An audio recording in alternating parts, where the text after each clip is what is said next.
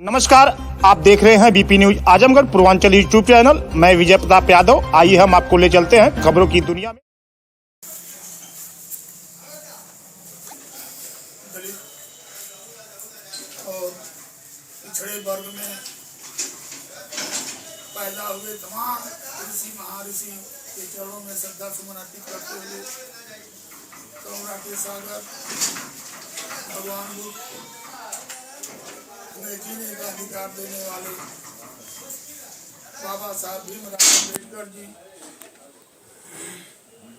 अज्ञानता को ज्ञानता का दीप दिखाने वाले माननीय कांशीराम जी के चरणों में और उनके माता पिता के चरणों में श्रद्धा का सुमन अर्पित करते हुए आज के मुख्य अतिथि हैं हमारे बीच में एडवोकेट राम जी, जिला के अध्यक्ष माननीय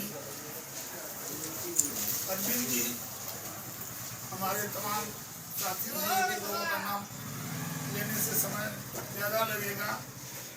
सभी को जय भीम कहते हुए साथियों, आज की मीटिंग है समीक्षा बैठक। पार्टी को कैसे आगे बढ़ाया जाए, पार्टी में जो त्रुटियां उसको कैसे सुधारा जाए। तो तबीयत हमारी गड़बड़ है, हमेशा मीठा दर्द पेट में है, तो मुंह सूख भी रहा है। पार्टी को आगे बढ़ाने के लिए लोग हैं, उनसे संपर्क स्थापित करना है। तो क्यों थोड़ा दो चार लोग ऐसे हैं जो रूठे हुए हैं, जो पुराने लोग हैं। हमारी कुलियों से बातचीत होती रहती है। पानी ना है, गले लगाना है। वो ताक रहे हैं, जो उपेक्षित महसूस करता है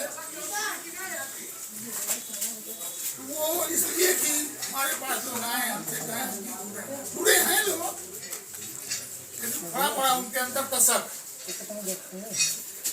जैसे हमारे पुराने अध्यक्ष थी, क्या नाम है वहाँ वाले, नहीं शिवधन जी, हमारी लोगों से मुलाकात होती रहती है घरते में घरते। तो वो लोग चाहते हैं भाई हर आदमी बहक रहा है, क्योंकि वो तो जानता नहीं कि बहकाने के लिए क्या क्या उपाय किए जा रहे हैं। सरकार कुछ लोगों को पैदा कर रही है कि बहन जी को डिस्टर्ब किया जाए।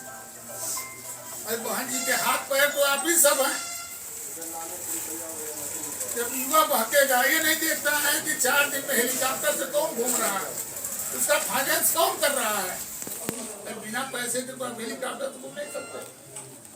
कौन आपको जिता रहा है?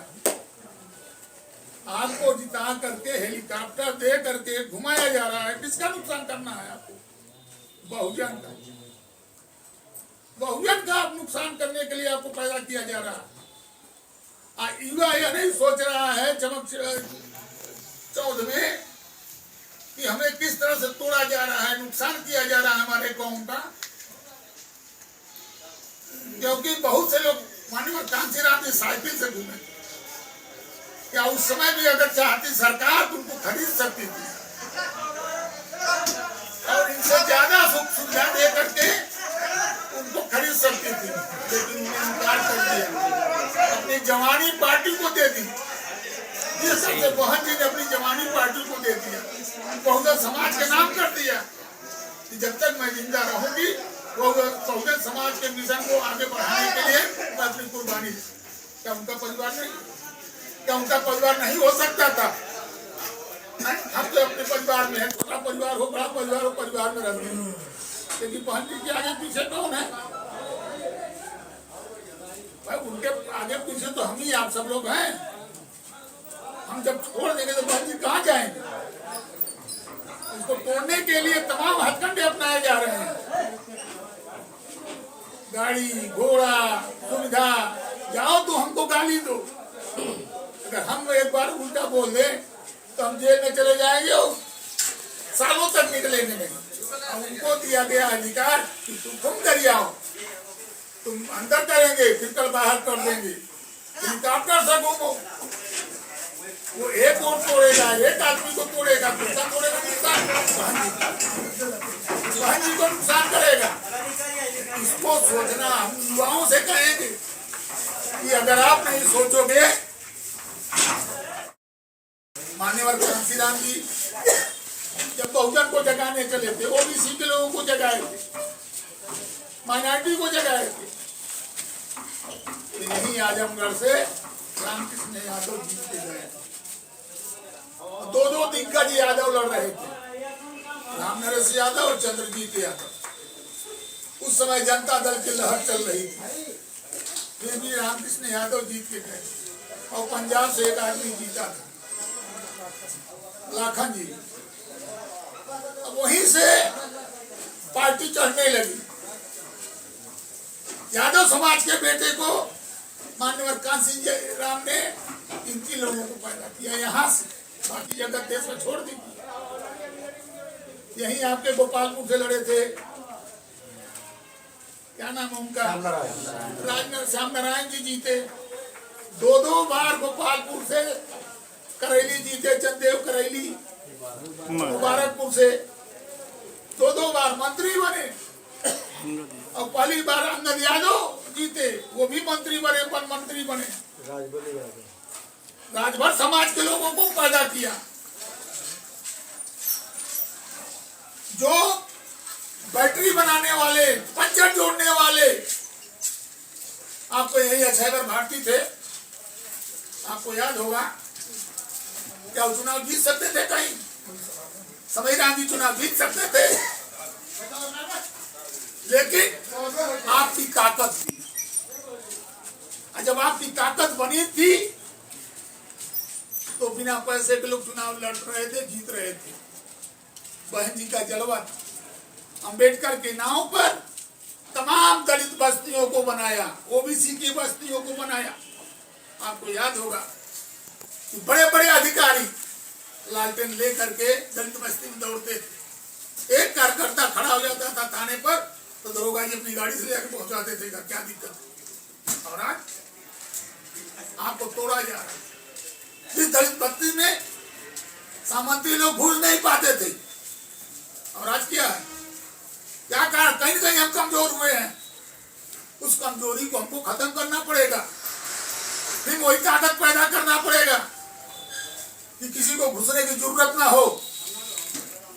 जब ये भावना जग जाएगी तो बहन जी प्रधानमंत्री भी बनेगी और मुख्यमंत्री भी बनेगी, इसको कोई रोक नहीं सकता। जब हमारे अंदर कमजोरी होगी, और जब कमजोरी होगी तो सेध हमारी होगी।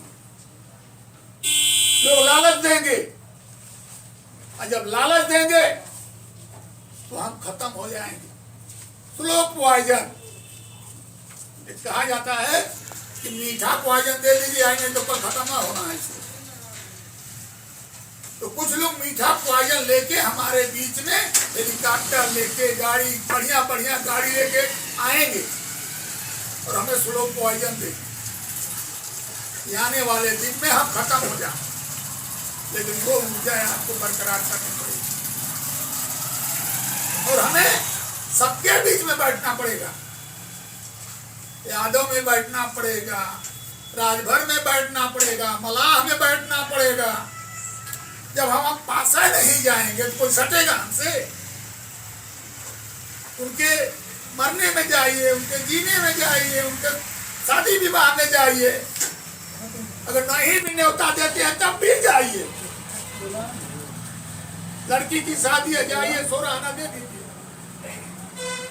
हमारी बहन बेटी की शादी है, कोई बीमार पड़ गया, ये मेरा फंडा है कि मैं किसी की आ जाऊं और बीमार है तो जैसे जैसे शादी विवाह में मैं जाता हूँ और दक्षिणा 150 रुपया 10 रुपया हुआ तो उस बीमार आदमी को भी लिफाफा में डालिए, 10 रुपया दे दीजिए, जो भी आपकी शक्ति है।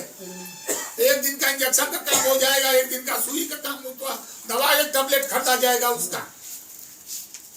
तो जब जाएंगे आएंगे तब प्रेम बढ़ेगा, तब विश्वास बढ़ेगा, और जब विश्वास बढ़ेगा तो आपके हर मनोकामना पूरा होने की शक्ति मिलेगी। जब संघर्ष करेंगे, संघर्ष से ही शक्ति मिलती है।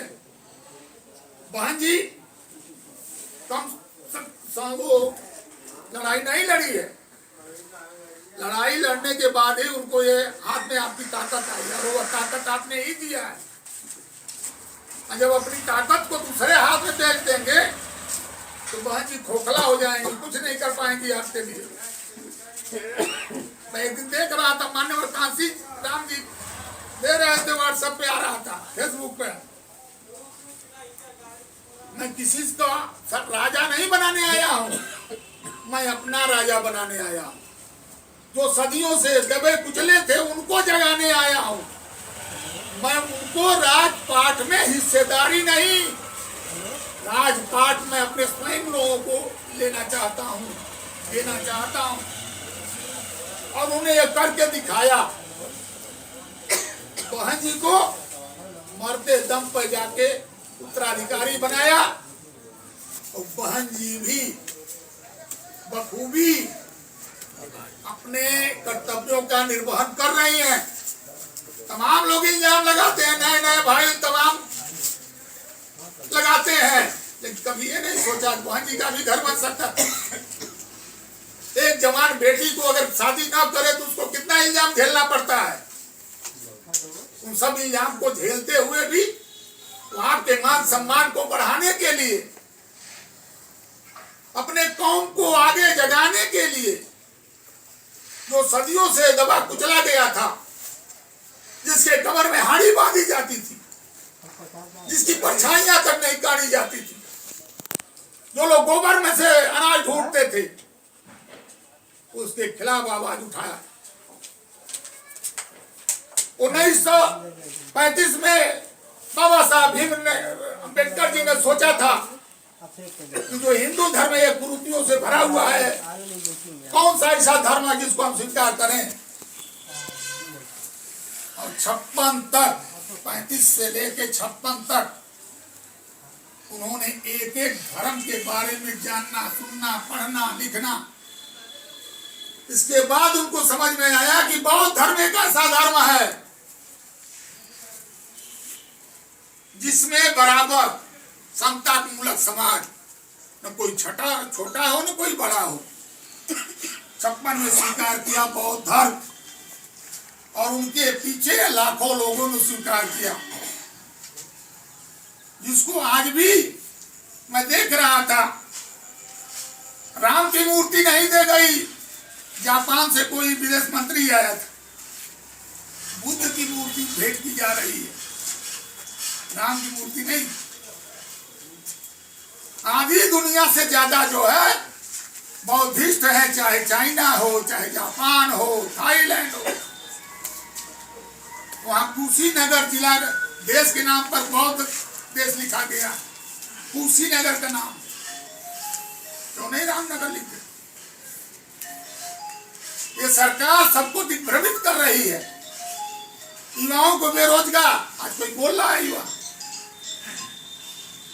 IB, CBI, ये कहा जाता था पहले जमाने में, रावण बहुत बलशाली, कंस बहुत बलशाली, जो सारे देवी देवताओं को अपने मुट्ठी में रखा है। तो साथियों, आज तो लोकतंत्र है, सबको बोलने का अधिकार जो दिया है बाबा साहब ने।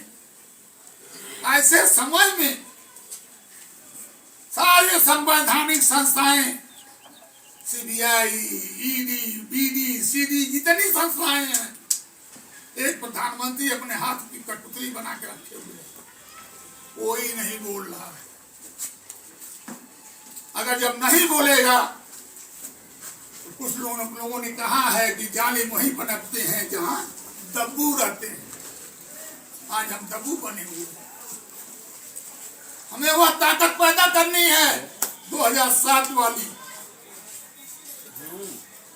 जब 2007 वाली ताकत पैदा होगी, क्योंकि झुंझुना में कुछ लोग घूम रहे हैं। क्या हाल है, आप घूमिए, अभी घर जलाया गया है बस्ती में, गोरखपुर में। क्या हो रहा है संत कबीर नगर में, जगह जगह दलित का मकान, OBC का मकान, OBC के लोगों को त्रस्त किया जा रहा है। क्या कर रहे हैं ओम प्रकाश, मंत्री हैं, कार्यकर्ता पीटा जा रहा है मऊ में, बलिया में। क्या हुआ? अरे थोड़ी भी लानत रहती तो सरकार से डिजाइन दे करके आके थाने के घिराव कर। अगर हमारे सगड़ी में किसी कार्यकर्ता को अगर पुलिस टच कर दे तो उसी दिन बता देंगे कि शंकर यादव क्या कर रहे हैं।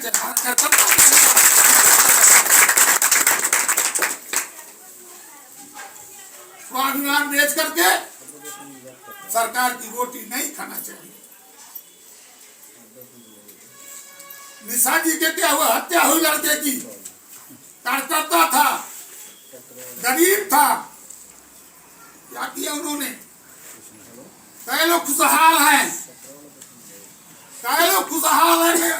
निशाल भाई लोग सरकार में तो शामिल, राजभर के लोग शामिल हैं।